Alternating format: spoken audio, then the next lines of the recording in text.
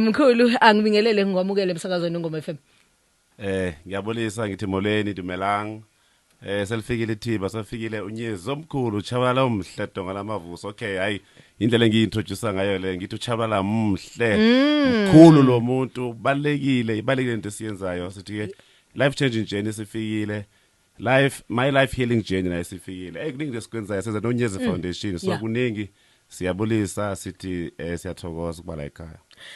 Mkhulu namhlanje sithinta ke sidingida ke udaba ke la lokusiqalela phela ke kumkhulu ke uShenge sa kumkhulu Bheseni sesila njengamanje sesikhuluma ke ngokufunda ke manje ngokwezemfundo besikhuluma ngokwesintu silungisa isintu ukuthi isintu sihambe sifika phi and uyabona ukuthi isintu side lento yesintu ihamba ibe yinde. Mkhulu ngokwenu lapha ekufundweni kwenu ma isinjena njengamanje siphingwe ngendala vele mayisinjena ke siyayibese mkhulu Bheseni ngicela ngikhiphela yena studio qani ngikhiphela yena umkhulu Bheseni studio all right mfisa ukwazi ukuthi mayisinjena mkhulu nina ngokwemfundo nithini. Okay, ngiyabonga ngethuba ngiyabulisa kakhulu kubalandeli bonke isiteshi school noNgoma FM sithi siyabonga ngethuba. Yabo lento lena omkhulu bayithintile spiritually. Ngenhlanhla ispiritual ehamba no psychology ngenhlanhla. Oh, okay. Ngoba masikhuluma ngalaba unconscious mind sikhuluma ngento ezenzeka ezikuhluphayo njengamanje. Esithi mhlambe ngo unresolved ancestral trauma noma ngo unresolved psychological problems odlule kuzona. So inkinga psychologically eziaffectayo lezi and ngebhadi lento le ibuyela back kulabo depression. Ngoba lana manje usuyaphazamiseka awusayena lo muntu ojwayele ba uyena lento isiyayishaka kakhulu impilo yakho ngoba lana kunokuyisola khona guilt khona self blame khona anxiety khona ukuphanika khona ungalala ebusuku imemory yalahleka concentration yalahleka shame regret ukuthi kodwa bengenzani so umuntu ba confused between ukuthi hayi mhlambe ngirelevekile ukuthi hayi vele lo bengibhedela kodwa manje iyasala lento iyaphila kuwena izoba i-sadness izoba i-depression izoba i-stress izoba i-disaster empilweni yakho so nje iyayi-affecta kakhulu ngokwenqondo ngoba awusabe uyena lo muntu mayifuza uhlanza psychological phinde uhlanza spiritual ngithi ingathi khona ekulahlekelayo ingathi you lost something on your soul ngokomoya khona into elahlekile kodwa lo muntu lona ebeyiphathi mhlawumbe bengane yakhe yokuqala mhlawumbe ingane yakhe yokugcina abanye bakhipha ingane ukuthi ngaphinda athole ingane usesemshadweni manje sethi if it has isikade sizama ingane sesabe bonke odokotela ama specialists o professors sithola ingane sesibuyela back ka spiritual ngithi awuzama umkhulu Bheseni awuzama umkhulu Shenge sike babheke mhlawumbe ngokwesithu kwenzakalana uthola ukuthi wona kwasibed wakhe umtshela ngiqiniso wakhipha ingane ezo5 so lento iyahambisana leze thin line kuyahambisana psychology na spiritual so lento lena isuke izomhlukumeza umuntu kakhulu impilo yakhe nje ayibisaba right. Okay, khona ubuzayo la ngengimusho ukuthi ubani uyangibuza la angazi ngicela ungibuyiselela kumkhulu Bheseni mkhulu sisheshise lo mbuzo wakhe la angibhalela wona ngiyabona nezingcingo Nkosi yami ziyaphayiza ngeke sikwazi ukuthatha ama calls Nkosi yami siyaxolisa kakhulu kodwa ngiyabona mkhulu Bheseni uthi ke luthini ke udaba ngabesilisa abamithisile kwase kukhisha isisu noma basikhipha engazi owesilisa lo ubuzayo ngithi ngeke ngayichaza leyo ukuthi uma ubhekana nesimo esinjalo umuntu wesilisa thola udokotela uNyezi ukhulume naye uthi yazi ngiyamazi lo muntu uma ukuthi akamazi akayike umuntu ohogelayo okay afika athola ukuthi kwenzakalani all right bese yamlungisela ke okay let's say ke mkhulu ke ayikho into ezivezayo noma ekhombisayo ukuthi ukhona umuntu wakwakhipha isisu njalo uthola ukuthi into zami nje ziyabheda nakuthi angiyena ke nomuntu onakayo uhamba labantu besintu uyayibona into njengaleyo but into zami ziyabheda into zami zibhekale uyabona so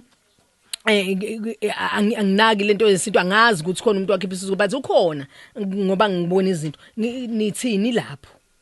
angithi into ezongisiza kuyona into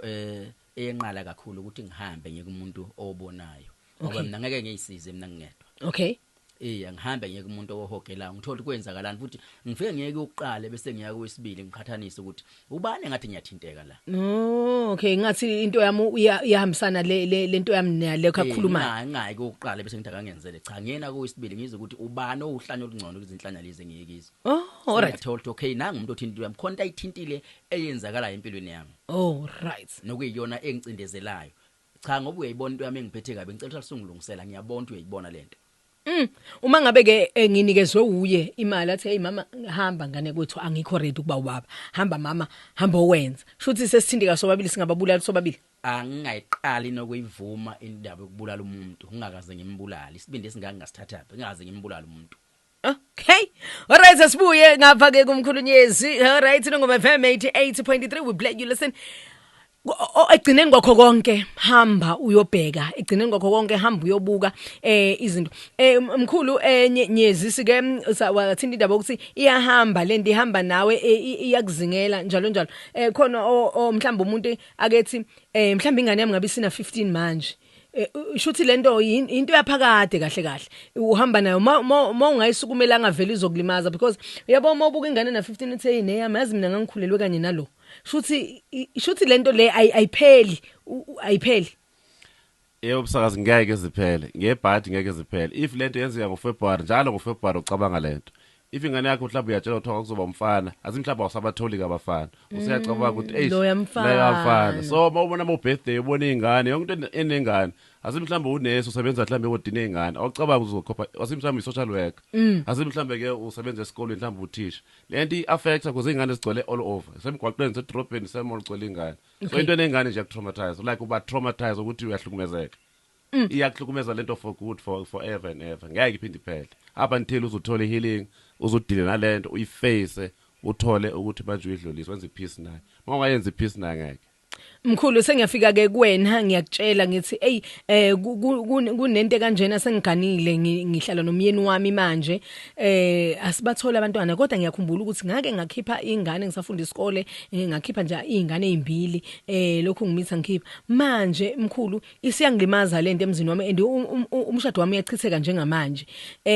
kuthi nokwakho njenge psychologist ithini into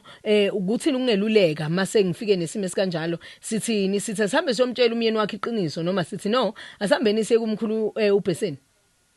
no itherapy lokuthi kusiza abantu ihamba ngeqiniso okay kumele ube neqiniso kuwena kuqala because angeke uziqamba amanga ukuthi kwenzakalani ireality qonde reality ukuthi kwenze kwani 2 no 3 dila nayo lento lena ubona ama consequences mhlawumbe oqala nje hamba batshele kini ukuthi ma ngenza ukuthi malobe ngenza ukuthi dila nayo wena kuqala tholwe itherapy ile kanti mawuza kunyezwa yazazi lento zemoya sengiyaunderstand okay kwenze ukuthi nokuthi mhlawumbe lengane uyayiphupha lengane uyayibona lengane iyakuhlupha lengane ilambile uthi uzobona ingane ehlophekile ngaqokile ngaphandle kwegate iba neqiniso ukwenzakalani ngitshela izinto oyibonayo oyiphuphayo ama symptoms yonke into yenze empilweni yakho sibone ukuthi kini kuqala uzalwa khona ilungisa kanjani then bese ufaka umyeni wakho phela esinye isibongo uluzogana kodwa ioriginal primary part yempilo yakho ikini la uzalwa khona ukuthi awubatshelanga so lengane le basibuya kwezikamoya lengane iyaphila lengane ayidlala ezinye ingane mayifika bayixosha bayabona ayiyona iphathi yefamily ayiyona unyezi lengane ile yasazi ukuthi yakuphi idlala lengaphansi manje zingane because lengane iyakhula lapha ineding yade obudla wena engane ilambile so lento izokuaffecta ngayo yonke indlela. Alright mkhulu siyayilungisa indaba yami nengane nomyeni wami umshado wami uyangichithekela athi umyeni wami cha hayi sisi hayi ngeke ngiyabonga sesilungisile kimi ngapha niyangichithela futhi no if lo myeni bekumyeni ukuthanda ngempela ngeqiniso uzophatheka kabi angeza futhi ku therapy eze kunahlale phansi ade ebafo ngeke angisaboni kahle ake sibele back to basic impilo siqale from A to Z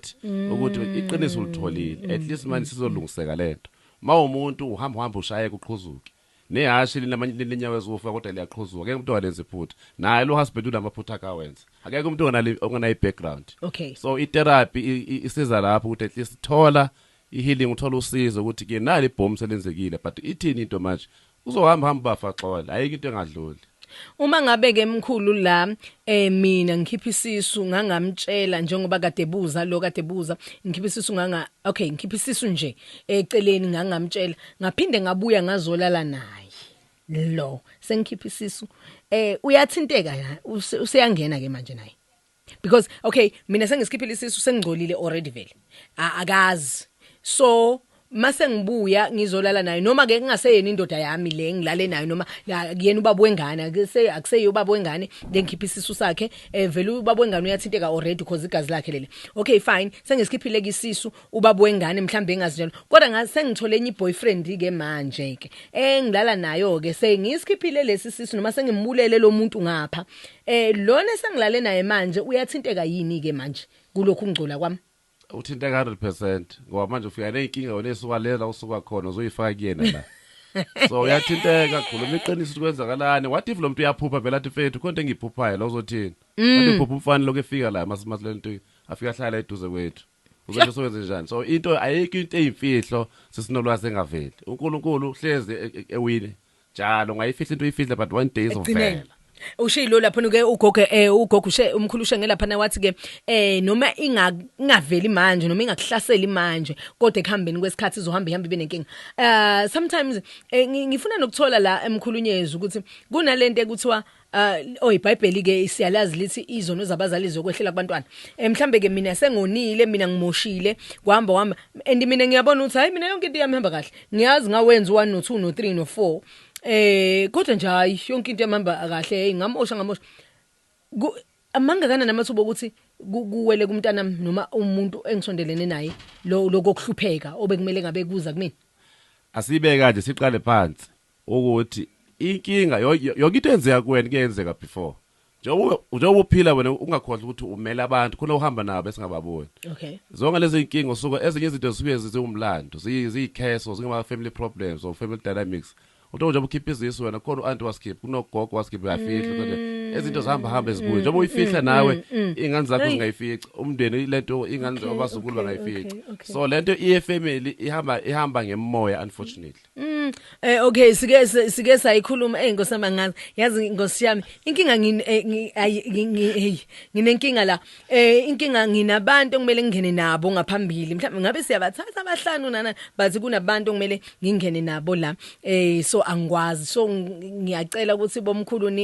maniphuma nje niyaphandle nidile nalama calls alokho engena la ngiyazi nizoshiya inamba zobe nidile nalama calls kodwa wona uyabona ukuthi abantu sithinta indaba ebathintayo emthintayo umuntu wesilisa emthintayo umuntu wesifazane ngoba njengamanje omunye umuntu uzoyitshela ukuthi hayi ngoba khona abantu besifazane ibona abakhipha izisu ngoba khona abantu besifazane ibona abathintekayo nani thina sithinteke kodwa nangu ke umkhulu unyezi njengamanje uthi ke chabo uthinteka 100% ukuthi ubuwazi ukuthi ubungazi kodwa uyathinteka iyakuthinta lento seyikhona ke singilimazileke sengidinga nina mkhulu ukuthi ningilekelele ke manje and uyasho njengamanje ukuthi akube iqiniso phambili ukuze nikwazi ukungisiza angithi akube iqiniso ngoba sike sisho ukuthi mawufuna ukusizakala vuma ukuthi I need help so that uzosizakala mawuthina ungalidinga usizo thina noma singafuna ukukusiza wena if you don't need help ngeke usizakale vele ngo right mkhulu ngiyakuzwa ke njengamanje mhlambe kuyenzeka yini ukuthi ukukhipha kwamisisu kuyivala inzalo kodwa isakhona let's say hayi ukuthi angisabathola abantwana nginayo inzalo ikhona umkhulu Bheseni onganginikeza leyo answer mkhulu nginayo umkhulu Shenge ngisengisikhiphile isisu kodwa manje ngisabathola abantwana okay ukungabatholi kwami abantwana akusho ukuthi angisenayo inzalo nginayo inzalo kuyenzeka yini lo mntwana engimkhiphile avale ukuthi ngingasabathola abantwana bese kuthi mhlambe mangilungisa udaba lolu bese kuba right yebo kuyenzeka ukuthi iyenzeka la into kanjalo ngoba phela angithi lo mntwana akanakiwe and nawe impilo yakho kwamanje saqhubeka uzocinga into engavala ukuze wena usheshe unaka ukuthi hayibo konje kwenzakala into kanje so mhlawumbe unayo inzalo uyazala yonke into right manje vele ivaleke kuthiwa cha kunomntwana owamkhipha wena ovalile uma ungamlungisela izinto zakho ziyohamba kahle umlungisele ngempela uthathele phezulu lapho ke yonke into yakho izobe isihamba kahle alright kungenzeka lapha ekhaya awuzali nje ilesa simo buyele emuva cabanga kahle okay angiphinde ngibuze okugcina bese ngizovala ngala kumkhulunyezi khona lo mbuzo ubulokhu ugijima engqondweni yami uNkulunkulu wami hayi man oh okay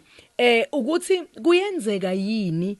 uphuphunyelwe isisu ubungazi ukuthi ukhulele izinto engihlale ngiyibona enkundleni zokuxhumana lezo bakhuluma ngazi kodwa ngivele ngayithembi nje mina le nto ukuthi hayi ungangezwa kanjani ukuthi ukhulele ungangezwa kanjani ukuthi kodwa manje kuthiwa ke cha saphuphuma isisu abathi ubuyisa ingqondo angakhumbula ukuthi hayi ngiyakhumbula ngopha kanje but I didn't know ukuthi ngikhulelwe and ngangazi ukuthi kuphuma isisu ikhona into enjalo bikhona into enjalo manje ke leyo ke silungisa kanjani siyenza kanjani ke leyo ke angithi phela uyilungisa ngokuthi yonke into iyabhekwa thothi mhlambe ubungezwe bemsukhulelo ububona nje ukuthi ihamba kahle nasesikhathini futhi ubungena ingane nengane abazali kuba nento ayithatha so mhlambe ingane yomoya leyo eyaphuphuma iphuphuma nje kwenzakalani lapho kusekumele uyobheka khona ke ukuthi iphuphuma nje kophela mina lengane bengayizwe bengakhulelwa ngabona nje ngifida kwachitheka isisu thothi mhlambe ubungazi nokuthi kuchitheka isisu mhlambe uzayithola ehambe lesikhathi uthi hawu yazi wena lengane engasekho uphikume kuyawuthi mina yes wele emuva hawu yazi ke kwenzeka into efana nje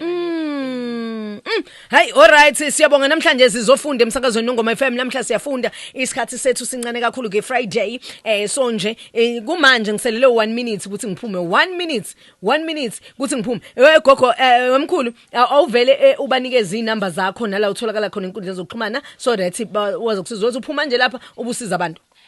inamba yami ithi 060 744 6440 lapha ngithola khona nje uthola usession nje ukuthi life changing journey ukhona ke wena lapha ngicela uphinde ungiphindele inamba 060 744 6440 Alright mkhulu Beseni vele ushiye inombolo ngane kamama Sambeni isikhathi sami asikho yabo mase ngibona abaphathe endlini zomsakazo ukuthi bazongibopha ke manje uthi hayi bomshotana nakhu lapha mkhulu awakho ogcina ngale sihloko esikhuluma ngaso namhlanje bese ushiye inombolo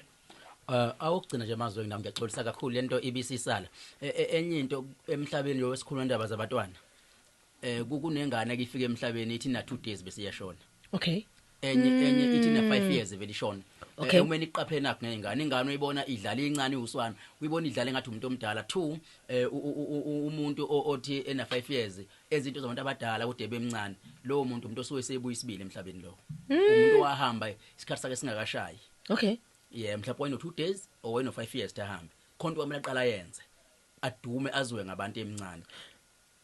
mkhulu ngicela ukuthi sibuye siyithinte leyo ndaba khona okwade poste udadewabo wathi kwathiwa nginamanga mangithi usisi wami washona 5 years ago but ngihlangane naye eThekwini wazofakaza omunye wathena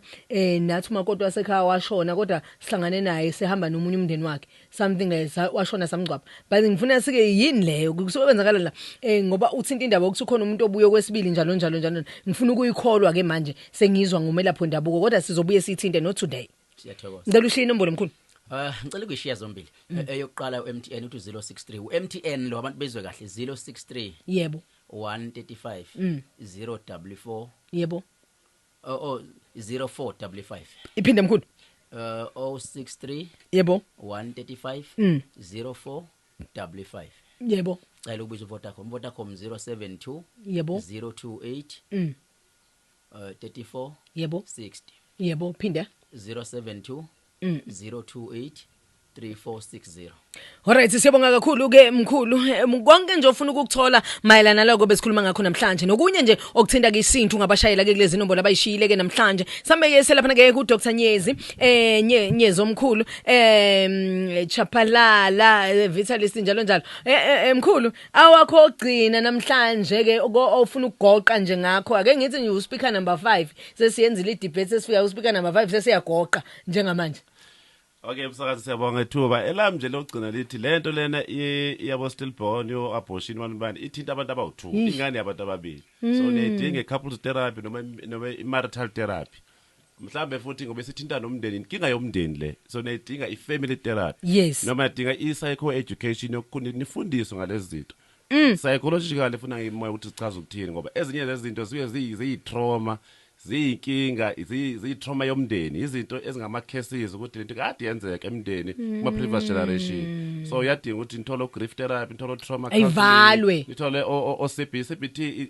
ingqondo yakhe yaphazamiseka indlela obehavior ngayo yonke into iyayithinta ingqondo yakho letho so uyayidinga nje cognitive therapy so uyamdinga psychologist, uyamdinga umuntu omethembayo, uyamdinga umuntu ozokhuluma nayo ozomethemba akwazi ukuchathulisa ukuthi from A to Z na into ofuna kuyenza ba lento lena iyayithinta impilo yakho, ithinta eyingunaphakade uba lengane lena iyohlezi iphila wena ushadile noma mhlambe ushadele noma mhlambe uqala umndeni noma mhlambe uthiwa usunomndeni. So iyinkinga yomndeni, iyinkinga esithinta sonke, akekho umuntu engamthinti lento. So ngiyacela abantu bayisukumele, ikhona life changing journey, ikhona my life healing journey kuba senze healing yalezi zinto lezi ezicayi ezihlukumeza abantu ekunzima ukuthi bakhulume ngazo. Sithi ke unyezo omkhulu khona, chabala omhle life changing journey zabasiza abantu. Ngiyacela mkhulu, ngicela uphinde uxolise kubantu. Last week kwakumele sibe nabantu la sabajikisa sabamisa ngenxa yokuthi sasifuna ukuthi bezohlangana nani live. Ngicela uphinde uxolise kubala lo umsakazi Nongoma FM bese uyabatshela ukuthi sesiyobahlelela nini ukuthi siphinde sibe nabo. Okay, siyaxolisa kakhulu kubalandeli bethu abasithandayo life changing journey beNongoma FM isiteshi esikhulu abasilandelayo abasithandayo bayithanda bayithokosela lento le life changing journey. So siyaxolisa kakhulu kubalaleli sithi nje sizohlela sizomemeza balandeli inkundla zethu zokuxhumana abasifonele nosisinolwazi nomsakazo sizoshiya information ukuthi bangenza kanjani, kodwa sizohlela ibalekile lento, sizonisiza sonilalela futhi soyithola futhi ama interventions sithi nje cela basilandele. Shiya inombolo mkhulu. Okay, eyami number engicela earphone ya WhatsApp enza yonke into ithi 083 268 yebo 3007 083 268 3007. Ushiye voice note noma ushiye message noma ushiye noma yini ngizobuyela kuwena. So siyacela ukuthi nisilandele nisisikhona sizonisiza futhi lento siyenza ngenhliziyo emhlophe. Yonke into esenzayo i confidential and private. Cela niyethembe life changing journey izonisiza. Siyathokoza.